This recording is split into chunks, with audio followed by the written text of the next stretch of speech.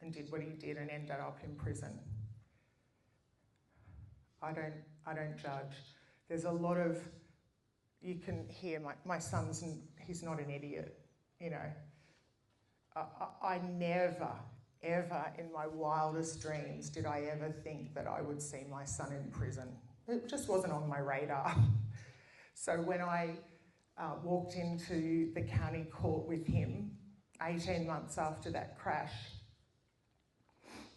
and he was told to go and sit in the dock at the back between two guards. And he was taken away. We walked in together, and I knew then his freedom, he deserved to be punished. Absolutely. And I've thanked the judge.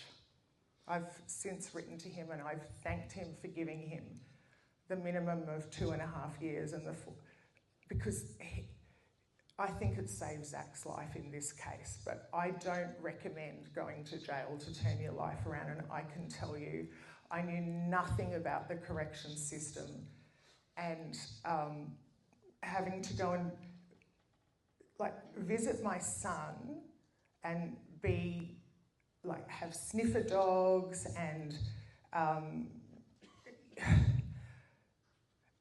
just seeing him and knowing when I hugged him and said goodbye that he was going to be strip searched. It just killed me.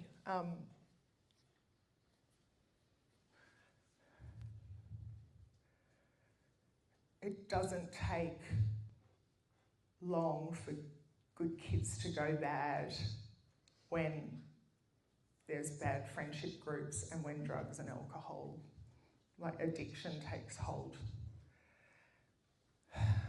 And you've heard tonight that there was one of Zach's friends that didn't want to get in that car, but didn't stop anyone else from getting in there either. Once you get into the car, you cannot get out. You can't. So please don't get in. And it's not, and the thing is that I want you people to understand is that you don't have to kill someone to go to prison. And I think as Zach mentioned, he didn't go to the bloody idiot prison for 21-year-olds. The first person he met set someone on fire and his cellmate murdered someone. And there's you saw that picture of him with his first car, this tight, skinny, 60-kilo kid, and at 21 he was still a kid, now in jail with murderers and really bad people. And he was vulnerable, and I feared for his life every single day. I wouldn't even leave my house because I didn't want to miss a call from him because I couldn't call him. And then I'd go and visit him and he'd have a bruise or his front teeth were chipped. And I'm like, what's happened? And he's like, you should see the other guy, joking, trying to make light of it. But I knew he was having to protect himself.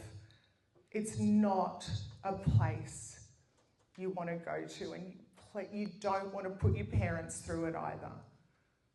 Because I did do Zach's time in my own way every single day of that sentence, and I am still doing it. He gets off parole in 3 months' time. There's the ripple effect there, but there is the ripple effect there.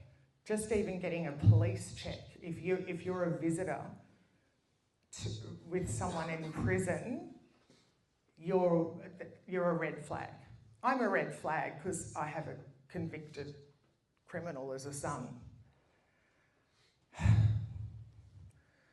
I was so depressed, and I knew Zach was as well. And I just thought, he survived this crash, and I'm not about to lose him now. And I just had to try and turn this awful situation into something positive where I could give Zach a focus and that we could somehow use our story to help other people. And I had this epiphany to write a book, and I just thought, well, I've never written a book. I don't even know whether Zach would want to write one. And who'd even want to read it anyway?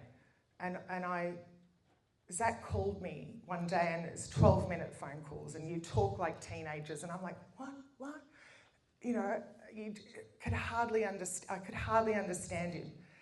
And I said, let's write a book. Let's tell our story. And he said, Mum, I've been thinking exactly the same thing. Let's just write and see how we go. And we did. And so while Zach was in prison, he wrote,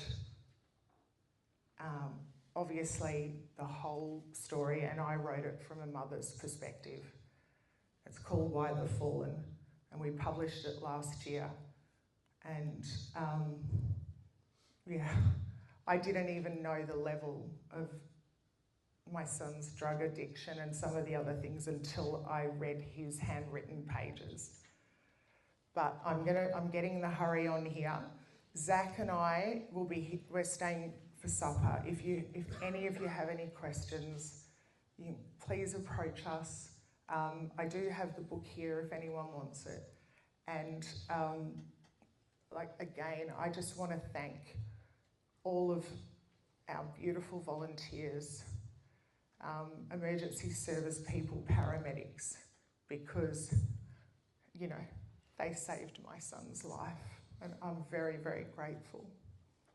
Thank you. And please don't clap me either. Thank you.